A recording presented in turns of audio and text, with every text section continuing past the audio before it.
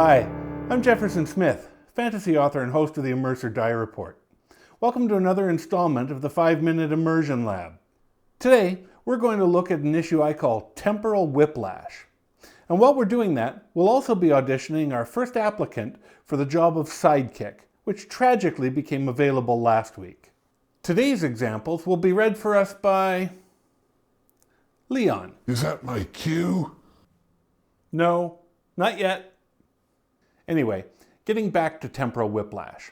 In the real world, our experience of time is as a straightforward linear thing that flows smoothly forward in a continuous and ever-advancing march of seconds. That experience is so ingrained, so instinctive, that just as one second follows the last, we assume that one sentence will come after its predecessor as well, since that's the way we encounter them. I call this fundamental assumption automatic time. Consider this example. That was your cue. Oh, I'm on it. Suddenly, the knife was in my hand. I stabbed the hobo. Most readers will make an implicit connection between those two statements, assuming that he got the knife first and then stabbed the hobo with it. But what happens if the sentence order is reversed? I stabbed the hobo. Suddenly, the knife was in my hand. This is the whiplash moment. How could he have stabbed the hobo if he didn't even have the knife yet? Such violations of automatic time are just as startling, just as intrusive as having your narrator break any other basic law of nature, like gravity. It's easy enough to stay consistent for short passages, but in the broader scope of even a paragraph, good storytelling needs greater fluidity.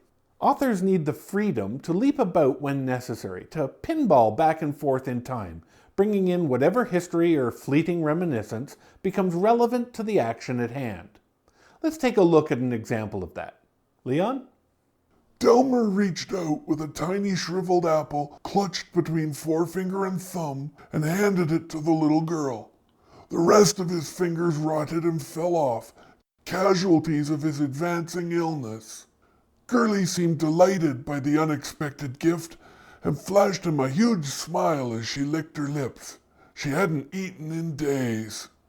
As you can see, sticking to automatic time not only creates confusion, it can create unintended comic effects as well. But the laugh it produces is not a good one.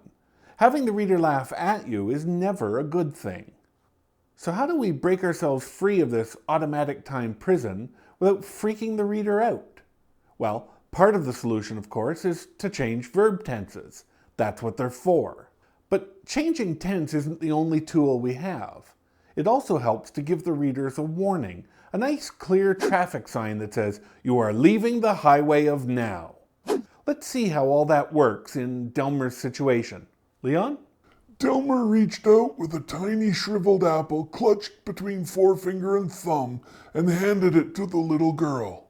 Last summer, the rest of his fingers had rotted and fallen off, casualties of his advancing illness.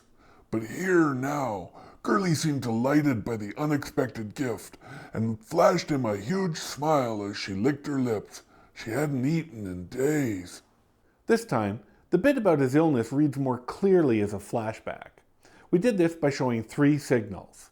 We told the reader where we were going when we left, reminded her that we were somewhere different while we were there, and then we told her when we came back. The recipe for how to do this will vary from scene to scene, but those 3 signals are the usual ingredients. Unfortunately, a lot of writers don't seem to know about this, and the lack of these signals, especially the use of past perfect to signal events from a deeper past, is one of the most consistent grammatical problems I encounter with indie fiction.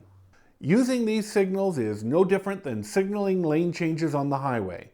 Your readers are racing through your story at high speed. If you change lanes without warning them, the wreck you cause will only be your own. Anyway, that's it for this week. So, do I get the job? We'll have to wait and see what viewers say in the comments. And don't forget, there are still a few other candidates to audition as well. I could arrange a series of accidents. No. As I was saying, I'll put links in the description to a few example books that demonstrate the whiplash problem more fully. You might want to check those out. And if you're enjoying these videos, please don't forget to like and subscribe. Then hopefully we'll see you back here next time for the next dose of immersion therapy.